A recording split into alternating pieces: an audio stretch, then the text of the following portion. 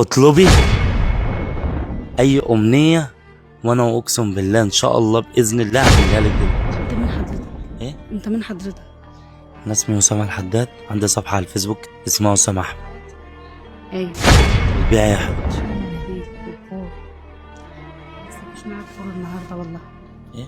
مش معايا فور النهارده. تاخد لك كيس مناديل؟ ايه؟ تاخد لك كيس مناديل؟ لا انا مش عاوز، انا عايزك تطلبي اي حاجه بعيد عن المناديل، ان شاء الله هحققها لك دلوقتي حالا. مش هتعرف تعملها لي، مستحيل.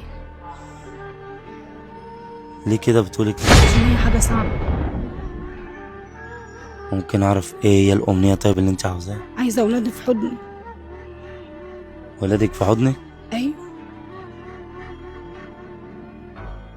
ايه دي بس بتعيطي ليه؟ عشان مش عارفه اخدهم في حضني لان مفيش مكان اقعد فيه. طب قومي كده بس معايا معلش عشان المكان ده مليان دبان. قومي انت مستحمله ازاي، الله يكون في عونك. هتعرف تجيب لي عيالي؟ ايه؟ بجد هتعرف تجيب لي عيالي؟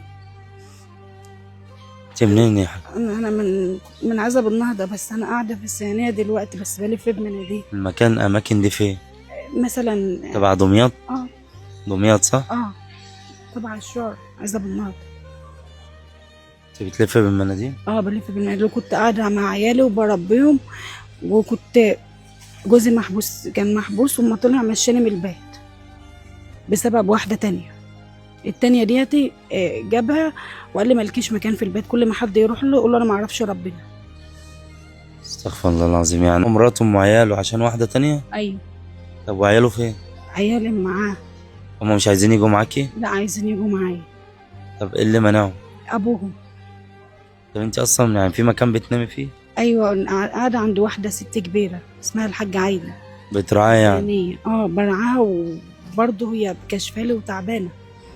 مش فالك انت عندك ايه؟ عندي المفروض يتعلق لي دم، بس انا هعلق محاليل حديد. الدكتور قال لي تاخدي حديد. طبعا ماشي عشان اجيب علاجي. الف سلام عليك. الله يسلمك. اكيد في ناس كتير شايفينك دلوقتي فعلين خير، ممكن يساعدوا باذن الله. يا رب. انا عن نفسي ان شاء الله هحاول اساعدك بحاجه بسيطه ربنا عشان تشوفي مكان تقعدي فيه. شكلك شايله جواك كتير. 19 سنه بجري وراه في السجون، وهو طلع رماني في الشارع عشان واحده تانية وبنتها. انا معايا 3. بنتي بتتعالج مخ واعصاب، ما عادش بدها علاج. يقول لي انت بتاذيها. انا عمري ما اذيت حد باذي ده. انا تأذيها ليه بقى؟ يعني زي انا بكشف لها عند الدكتور مخ واعصاب، لان هي تعبانه،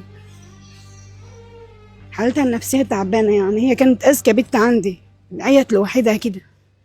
لفت عليها على المشايخ، بس لما رحت الكنيسه قالوا لي ما عدتش تروحي بها المشايخ، روحي بها للدكتور. رحت له الدكتور وكشفت لها، يطلع يقول لي انت بتودي بنتك للمشايخ وانت بتاذيها. انا عمري ما اذيت كلب حتى ولا اذيت قطه عشان اذي بنتي. في حد بيأذي انا يا استاذ اسامه؟ اكيد لا. انا نفسي اخدهم في حضني. انا معايا 3 عيال، انا قعدت علشانهم واتبهدلت علشانهم واتحبست علشانهم واخدوني تسول. هما لو سامعينك دلوقتي ولادك تقول لهم؟ اقول لهم نفسي اخوكم في حضني ونفسي افرح بيهم.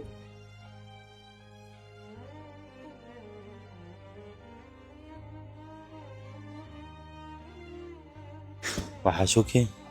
طبعا.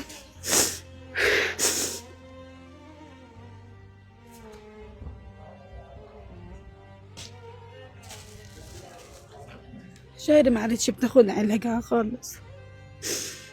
كل الناس عارفين ان هي تعبانه، ومشت وسابت البيت 3 ايام. معاكي تليفون يا حاجه؟ معاكي تليفون؟ ايوه.